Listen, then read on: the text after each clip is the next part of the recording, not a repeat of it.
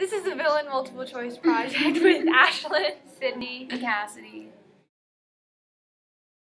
Okay, so the first question in villain is, in the first two sentences of the passage, lines 1 through 4, the speaker draws a distinction between. And the two sentences are, how easy is it to call rogue and villain and that wittily, but how hard to make a man appear a fool, a blockhead, or a knave without using any of those appropriate terms. Okay, so the choices. You can automatically cross out D and E because they don't even make sense. Like this whole passage, or you can already tell from the first two sentences that it's not humorous or witty, and you can already tell that this isn't about writing at all. And you can cross out B as well because in the answer choice it says esoteric knowledge and common understanding, which this isn't, because the author is speaking of private knowledge and not common understanding. And you can't assume C, which is inferior painting, until later, which you haven't read yet. So therefore, the answer is A.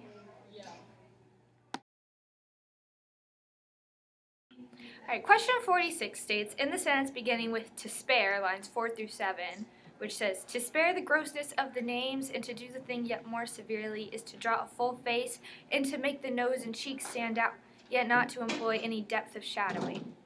The speaker makes use of A, understatement, B, hyperbole, C, a syllogism, D, an allegory, or E, an analogy. A and B can be eliminated because there's no understatement or exaggeration occurring in the sentence, so those two can be crossed off. D can be eliminated because there's no relation to a spiritual or abstract meaning in the sentence. And C can be eliminated because there's no syllogisms in the sentence. And that leaves E, which is an analogy, which is comparing two things that you find one similarity in but are otherwise not similar, which is wit in the painting. In number 47, it says, in line 8, the noble trade refers to which of the following? Line 8 says, this is the mystery of that noble trade which yet no master can teach to his apprentice.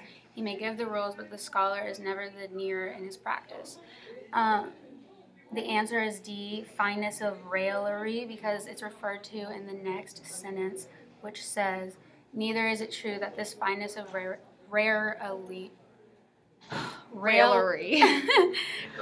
is offensive. The sentence, neither is it true that the fineness of raillery is offensive, does which of the following? A, undercuts a point made previously. B, contradicts the thesis of the passage. C, answers a possible objection. D, offers an opposing point of view. Or E, presents an authoritative example. B and D can be eliminated because while he is acknowledging that there is an alternative point of view, that the fineness of raillery is offensive, he is establishing that that point of view is false. A can be eliminated for the same reason. E presents an authoritative example as false because he's not stating an example of raillery, he's just stating something people believe about raillery. So that leaves the answer C, answers a possible objection, which he is doing by saying that raillery is not offensive. The next question, the contrast drawn between the witty man and the fool, which is, a witty man is tickled while he is hurt in this manner, and a fool feels and a fool feels it not. Emphasizes the witty man's. Okay, so it's not A because although the author has self-confidence, he doesn't really have self-knowledge. And it's not C because the author's not really angry and there isn't any innocence really in this passage. And it's not D because the author doesn't really, there isn't really any resentment, and the person basically being insulted doesn't really know that he's being insulted.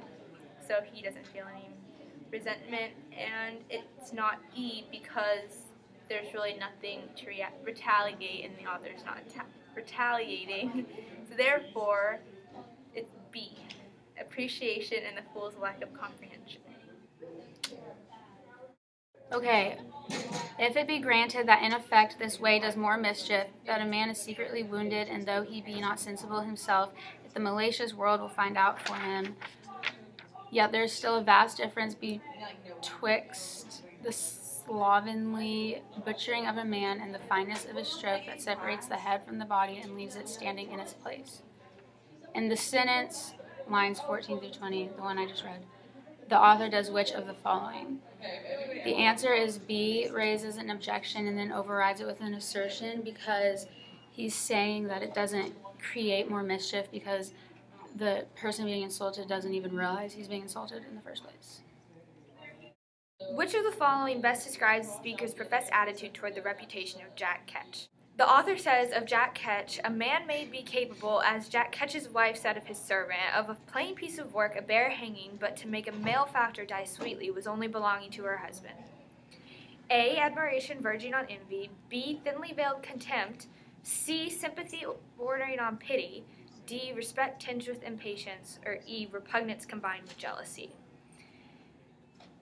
B can be eliminated because there is no contempt involved, and he's not trying to hide anything about it. He's blatantly showing his admiration for Jack Ketch. In sympathy bordering on pity, Jack Ketch enjoyed what he did, and he's acknowledging that he did it well. There's no pity involved. In respect tinged with impatience, while he does have respect for Jack Ketch, there's no impatience, and he really just wants to be more like Jack. In repugnance combined with jealousy, he only envies Jack Ketch because he's so good at what he does and the servant's not, but there's no repugnance.